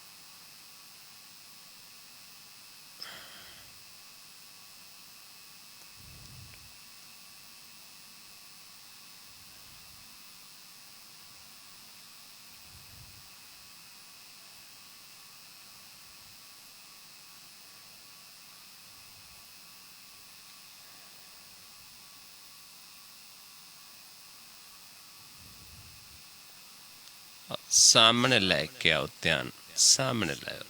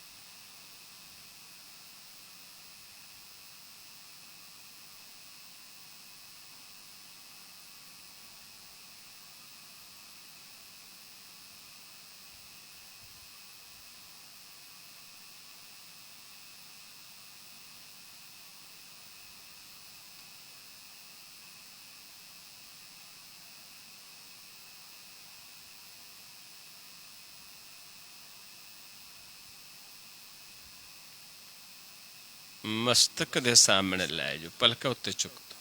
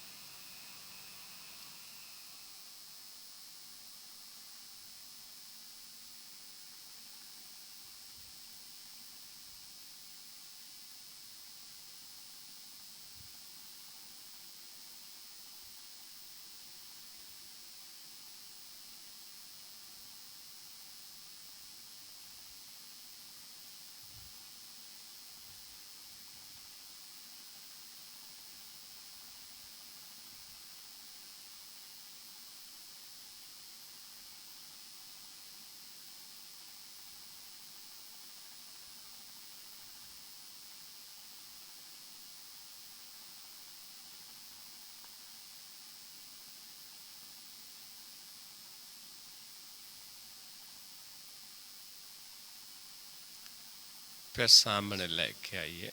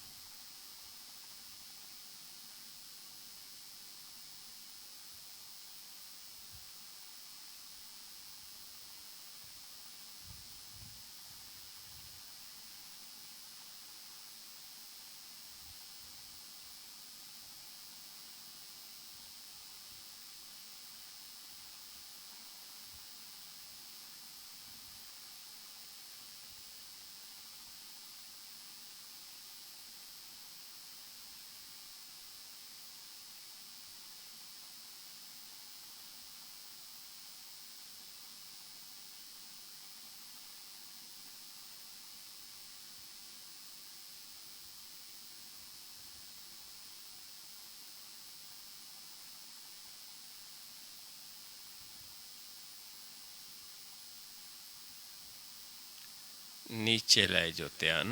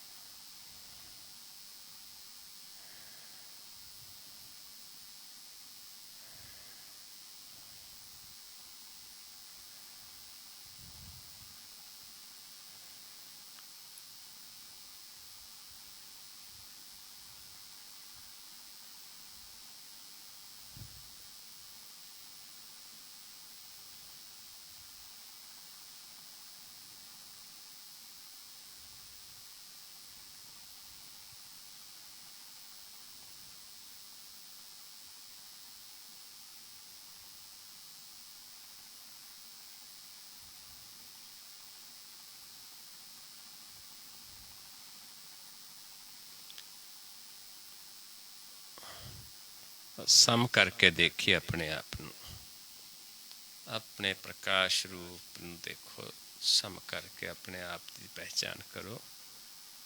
ਆਪਣੇ ਆਪ ਨੂੰ ਪਹਿਚਾਨਣਾ ਹੀ ਪ੍ਰਭੂ ਦੀ ਪਹਿਚਾਨ ਹੋ ਜਾਂਦੀ ਹੈ, ਕਿਉਂਕਿ ਆਪਾਂ ਪ੍ਰਕਾਸ਼ ਰੂਪ ਹਾਂ।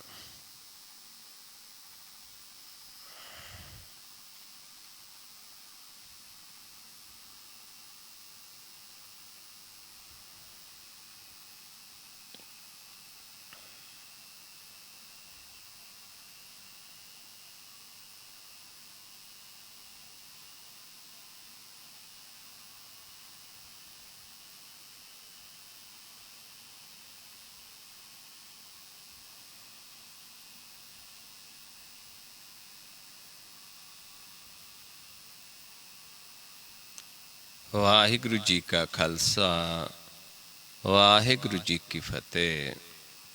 ਸੋ ਗੁਰਮੁਖ ਪਿਆਰਿਓ, ਇਸ ਤਰੀਕੇ ਨਾਲ ਜੋ ਆਪਾਂ ਨੂੰ ਪ੍ਰਾਪਤ ਹੋਣਾ ਹੈ ਉਹ ਦ੍ਰਿਸ਼ਟੀ ਦੇ ਵਿੱਚੋਂ ਹੀ ਪ੍ਰਾਪਤ ਹੋਣਾ ਹੈ। ਆਪਾਂ ਧਿਆਉਣਾ ਹੈ, ਧਿਆਨ ਦੇ ਵਿੱਚੋਂ ਹੀ ਸਾਨੂੰ ਪ੍ਰਭੂ ਦਾ ਜੋ ਬਖਸ਼ਿਸ਼ ਹੋਣੀ ਹੈ ਉਹ ਧਿਆਨ ਵਿੱਚੋਂ ਹੋਣੀ ਹੈ। ਜੋ ਗਿਆਨ ਵੀ ਹੋਏਗਾ ਧਿਆਨ ਦੇ ਵਿੱਚੋਂ ਹੋਏਗਾ, ਪਰ ਉਹਨਾਂ ਨੂੰ ਹੋਏਗਾ ਜਿਨ੍ਹਾਂ ਨੂੰ ਪ੍ਰਭੂ ਆਪ ਕਿਰਪਾ ਕਰਕੇ ਇਹ ਦਿੰਦਾ ਹੈ। ਗਿਆਨ ਧਿਆਨ ਤਾਹੂ ਕੋ ਆਏ, ਕਰ ਕਿਰਪਾ ਜਿਸ ਆਪ ਦਿਵਾਏ। ਸੋ ਗੁਰਮੁਖ ਪਿਆਰਿਓ, ਆਓ ਇੰਨੀ ਕੁ ਵਿਚਾਰ ਕਰਦੇ ਹਾਂ। ਬਹੁਤ ਸਾਰੀਆਂ ਭੁੱਲਾਂ ਹੋ ਜਾਂਦੀਆਂ ਹਨ। ਆਪ ਸੰਗਤ ਸਤਿਗੁਰੂ ਜੀ ਬਖਸ਼ਣਯੋਗ ਹੋ, ਬਖਸ਼ ਲੈਣਾ ਜੀ। ਵਾਹਿਗੁਰੂ ਜੀ ਕਾ ਖਾਲਸਾ, ਵਾਹਿਗੁਰੂ ਜੀ ਕੀ ਫਤਿਹ।